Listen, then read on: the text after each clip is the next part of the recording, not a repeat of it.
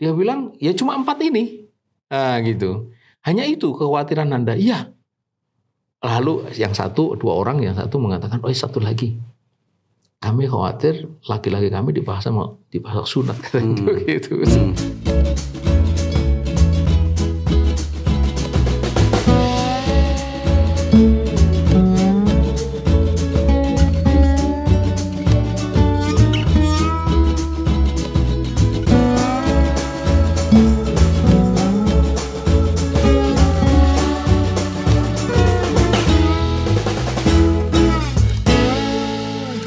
Bismillahirrahmanirrahim. Assalamualaikum warahmatullahi wabarakatuh. Pemirsa Fokus yang dirahmati Allah Subhanahu wa taala, kembali kita bertemu dalam program Focus to the Point. Kali ini kita akan membahas politik dan Islam. Kita tahu bulan-bulan ini, bahkan menit-menit ini adalah menit-menit panas ya, karena politik kita juga sedang panas ya. Bagaimana sebenarnya perspektif Islam tentang politik ini? Untuk itu kita akan memperbincangkan ini dengan Ustadz Ismail Lusanto. Assalamualaikum. Waalaikumsalam warahmatullahi wabarakatuh. Dalam buku Mafahim Siyasiyah itu disebutkan siyasah atau politik itu adalah pengaturan urusan-urusan umat. Kenapa definisi ini poinnya itu adalah pengaturan urusan-urusan umat? Iya. Baik, bismillahirrahmanirrahim. Assalamualaikum warahmatullahi wabarakatuh. Kita tahu bahwa manusia itu yang pertama, dia itu sebagai pribadi dia punya kebutuhan ya, punya taqatul hayawiyah, jadi potensi hidup yang berupa hajatul udawiyah, kebutuhan jasmani, dan naluri-naluri, baik itu naluri tertarik kepada lawan jenis, horizatu naun, naluri beragama, kemudian naluri untuk mempertahankan diri dengan aneka macam bentuknya itu. Itu satu yang itu harus dicukupi. Itu. Bagaimana mencukupinya? Nah, di sini diperlukan ada aturan. Yang aturan itu intinya kan apa yang boleh dan apa yang tidak boleh. Dudon itu satu. Kemudian yang kedua, manusia pada faktanya dia tidak hidup sendiri dan memang tidak mungkin hidup sendiri. Dia hidup bersama dengan manusia yang lain. Ketika dia hidup dengan manusia yang lain, maka kehidupan menjadi lebih kompleks gitu. Karena di dalam interaksi itu maka timbul berbagai persoalan. Persoalan kepemilikan, persoalan hubungan laki perempuan, pernikahan, keluarga, anak. Kemudian keluarga-keluarga itu tinggal, terbentuklah sebuah komunitas masyarakat. Kemudian di situ ada interaksi, siapa yang memimpin dan sebagainya. Kemudian lahirlah politik, itu politik dalam pengertian siapa yang memimpin dan siapa yang dipimpin, kemudian ekonomi siapa, bagaimana mencukupi kebutuhan, bagaimana mengatur sumber daya ekonomi dan sebagainya. Meluaslah persoalan itu, yang itu persoalan harus diselesaikan. Masyarakat yang ada itu, kumpulan individu itu harus diatur. Ada situlah bahwa pengaturan itu mutlak itu ya, untuk tercapainya maslahat baik bagi individu, terlebih-lebih bagi kehidupan masyarakat bersama itu. Nah, di situ politik dalam pengertian riayah su'unil umat, pengaturan kehidupan umat. Tanpa itu maka tidak akan pernah didapatkan maslahat atau kebaikan atau penyelesaian berbagai masalah. Yang ada malah justru masalah semakin hari semakin banyak itu. Ya, kalau politik Islam salah satu yang membedakan itu kan kalau politik Islam itu pengaturan urusan-urusan umat itu diatur berdasarkan syariat Islam. Baru itu bisa disebut politik Islam. Kenapa syariat Islam ini menjadi semacam indikator penting untuk politik Islam ini? Kita melihat ada soal di situ. Yang pertama adalah soal kehidupan pribadi dan kehidupan masyarakat. Sejauh kehidupan pribadi, orang itu mengikuti aturan agama atau keyakinan masing-masing itu tidak jadi soal. Ya kan? Menyangkut ibadah, masing-masing jadi soal. Kita sholat, dia pergi ke gereja, itu tidak jadi soal. Tapi begitu sudah masuk kehidupan bersama, maka tidak bisa lagi kembali kepada keyakinan masing-masing. Pasti diperlukan aturan yang secara rasional itu mampu menciptakan kemaslahatan itu. Nah, ini yang kemudian menjadi soal gitu. Intinya itu ada dua. Yang pertama itu dibuat aturan yang mengatasi seluruh keyakinan yang ada itu. Jadi katakanlah keyakinan atau agama yang ada itu A, B, C, D, E, F itu, maka di luar ini semua itu.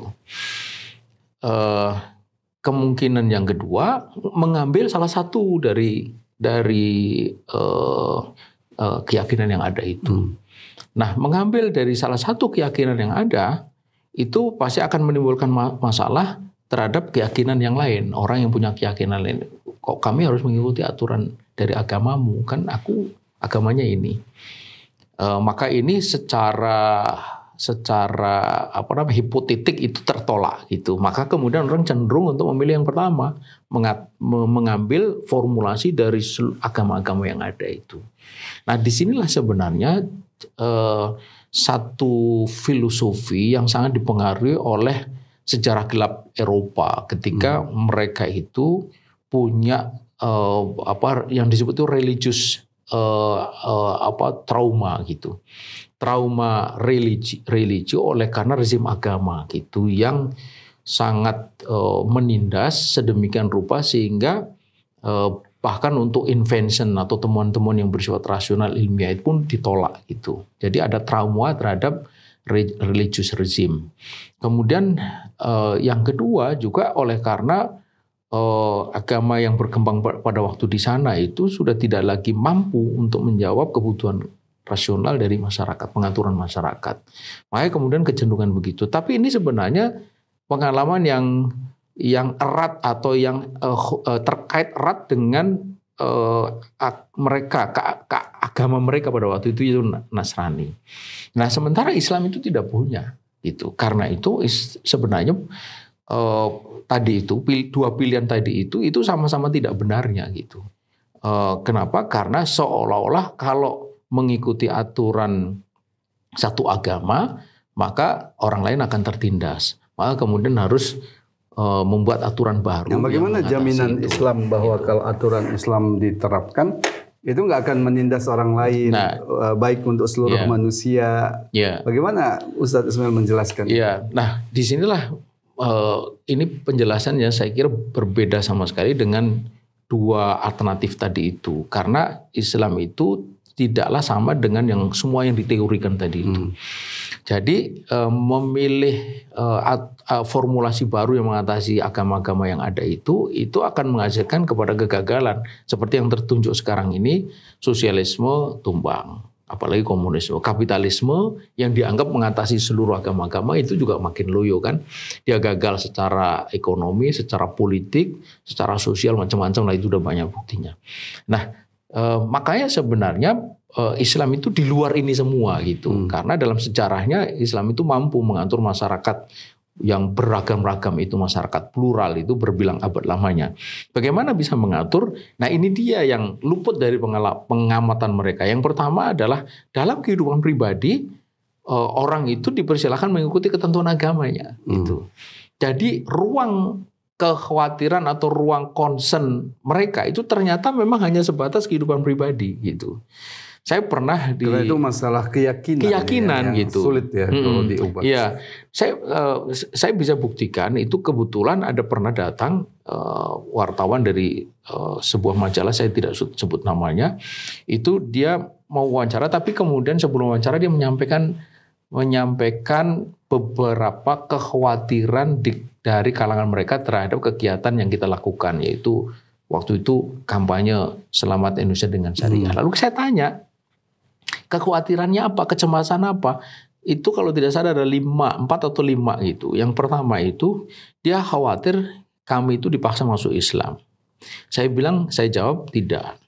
Penjelasannya tadi itu bahwa Islam itu tidak boleh memaksa orang masuk Islam, orang lain masuk Islam. Kemudian yang kedua, kami dipaksa, kami khawatir nanti gereja itu akan ditutup. Kita bilang tidak, karena itu adalah tempat ibadahmu gitu. Kemudian yang ketiga, kami itu nanti khawatir dilarang dilarang makan babi gitu. Saya bilang kalau itu menurut Anda halal boleh gitu. Kemudian yang ketiga, nanti khawatir perempuan kami itu dipaksa pakai jilbab gitu.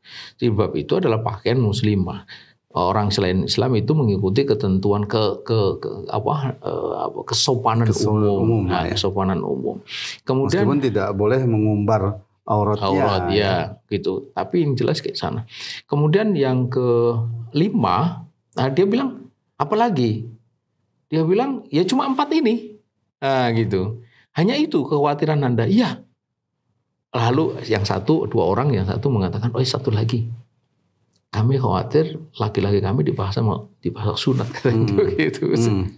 Saya bilang itu dokter itu mengatakan yang lebih sehat itu disunat daripada tidak. Dari hanya ini.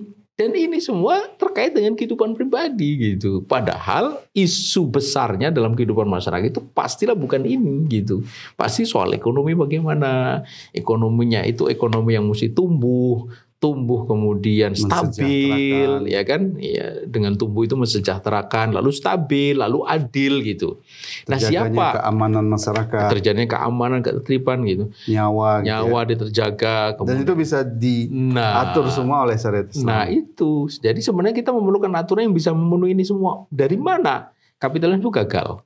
Sosialisme gagal. Agama-agama yang ada tidak punya aturan-aturan ini. Islam yang bisa memberikan gitu. Jadi andai dan mestinya di tengah masyarakat itu terbuka ruang dialog, komunikasi yang sehat tanpa ada prejudice, tanpa ada satu framing ya seperti yang ini hari terjadi, maka gagasan-gagasan alternatif bisa tumbuh di tengah masyarakat, bisa dijelaskan sebagaimana yang sebelum periode ini itu kan kita bisa dialog dengan berbagai kalangan gitu menjelaskan. Jadi saya bayangkan Ustaz ya. Yeah.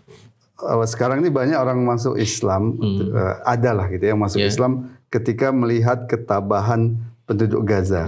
Itu kan jadi pertanyaan, kenapa dalam musibah yang demikian besar mereka masuk Islam. Mungkin kita bisa bayangkan kalau syariat Islam itu diterapkan secara lebih lagi ketika orang melihat dan merasakan secara langsung. Mungkin itu yang membuat kenapa penduduk Mesir ketika tentara Islam itu datang, bahkan mereka membantu tentara Islam untuk menumbangkan penguasa mereka sendiri.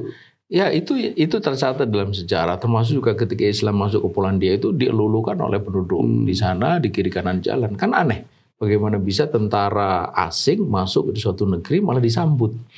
Karena apa? Karena masyhur di kalangan mereka bahwa tentara Islam datang untuk membebaskan, seperti yang dialami oleh penduduk Mesir itu. Bahkan penduduk Mesir yang suku Koptik yang beragama Nasrani pun juga membantu Amr bin As untuk melepaskan dari kekuasaan Romawi yang beragama Nasrani gitu. Jadi jelaslah bahwa politik kekuasaan dalam Islam itu sangat penting. Itulah yang digambarkan oleh Imam Ghazali itu, bahwa ad-din wa sultanu tau amani itu. Agama dan kekuasaan itu seperti saudara kembar. Ad-dinu usun wa sultanu kharisun. Agama itu pondasi dan kekuasaan itu penjaga itu. Wa mala usalahu famahdumun. Itu apa yang tidak ada pondasi itu akan runtuh, dan apa yang tidak ada penjaga dia akan hilang. Jadi tidak mungkin kita itu tidak punya perhatian terhadap politik dan kekuasaan, tidak mungkin gitu. Karena apa? Karena agama akan bisa berjalan dengan kekuasaan yang benar memerlukan agama. Agamanya dalam hal ini agama Islam gitu.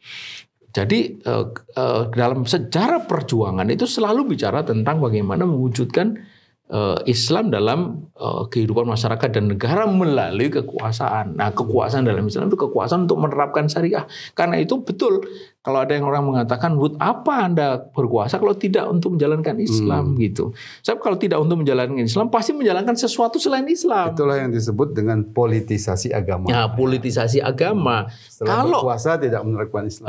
Kalau menjalankan Islam itu bernilai ibadah, maka menjalankan sesuatu selain Islam nilainya apa? Iya. Kalau bukan ibadah. Baik, Ustaz Ismail, terima kasih. Dialog yang cukup mencerahkan ya. Pemirsa, demikian tadi perbincangan kita tentang politik. Politik itu pengaturan urusan umat masyarakat. Karena masyarakat ini memang perlu diatur.